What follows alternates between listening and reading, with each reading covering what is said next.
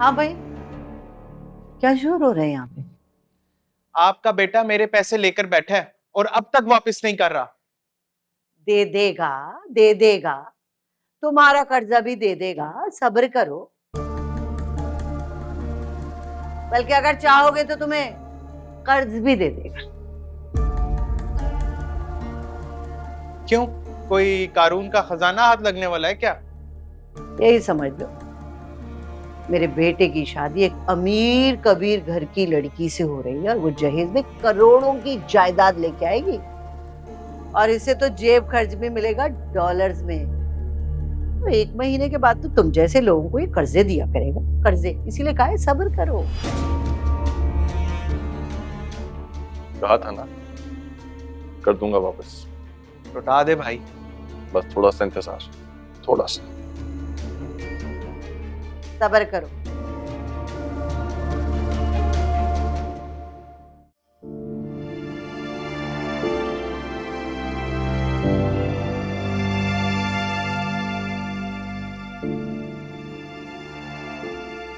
जिद और गुस्से में आके इंसान हमेशा अपना नुकसान करता है।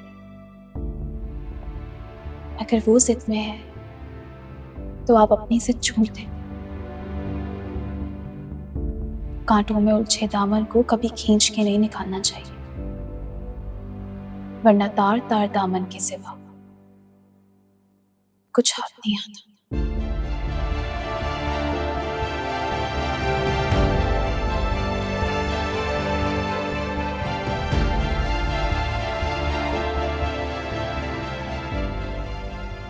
ज़ारा, ज़ारा।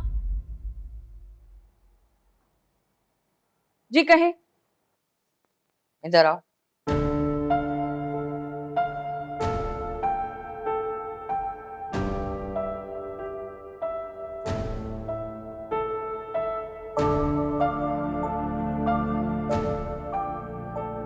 जी बोलिए। बैठो तो सही।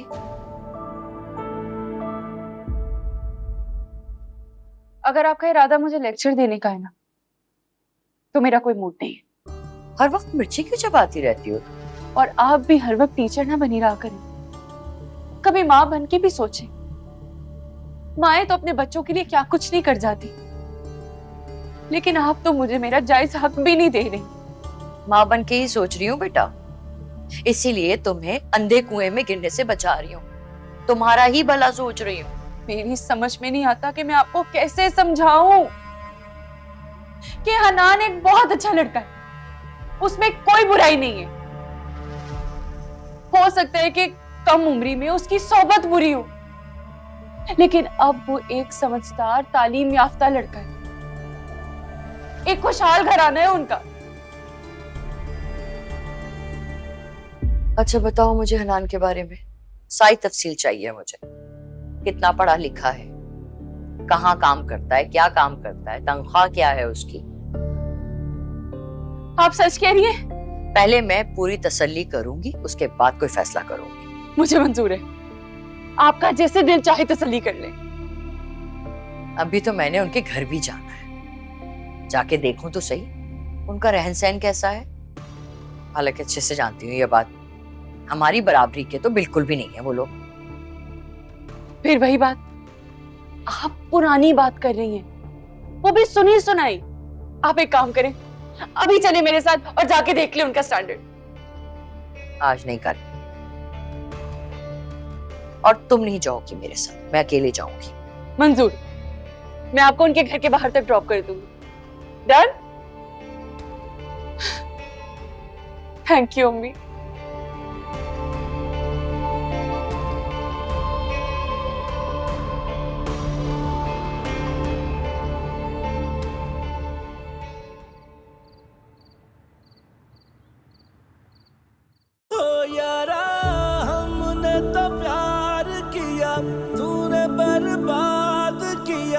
जब जब टूटे हैं तुझको ही याद किया। जालिमा बिगाड़ा क्या था हमने तेरा, जो तूने प्यार के बदले हमको ही मार दिया। बेदर्दा काश कभी तू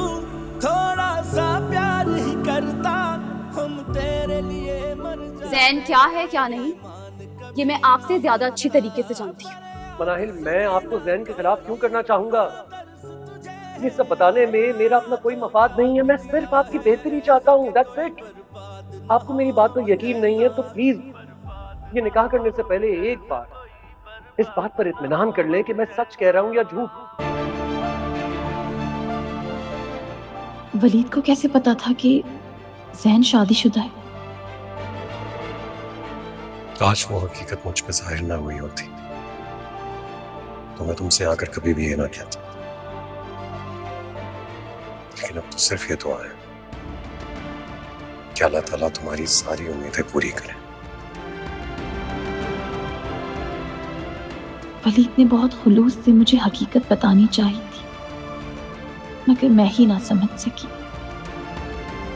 जैन की असलियत को, उसकी झूठी मोहब्बत को। मैंने सब कुछ समझ लिया।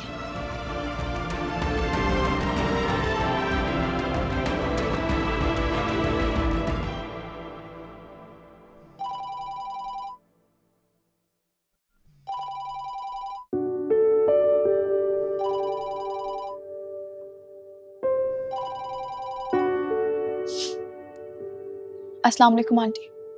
वालेकुम अस्सलाम। तबीयत कैसी है बेटा? तुम्हारा बुखार उतरा? मैं बिल्कुल ठीक हूँ आंटी।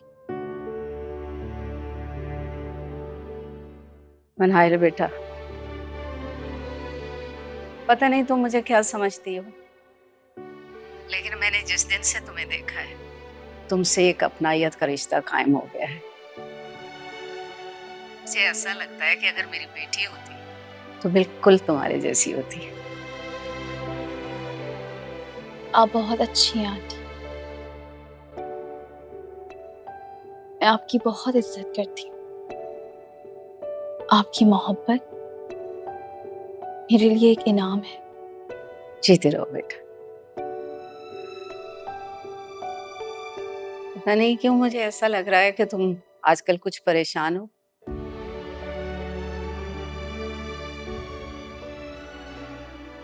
नहीं, ऐसी कोई बात नहीं है।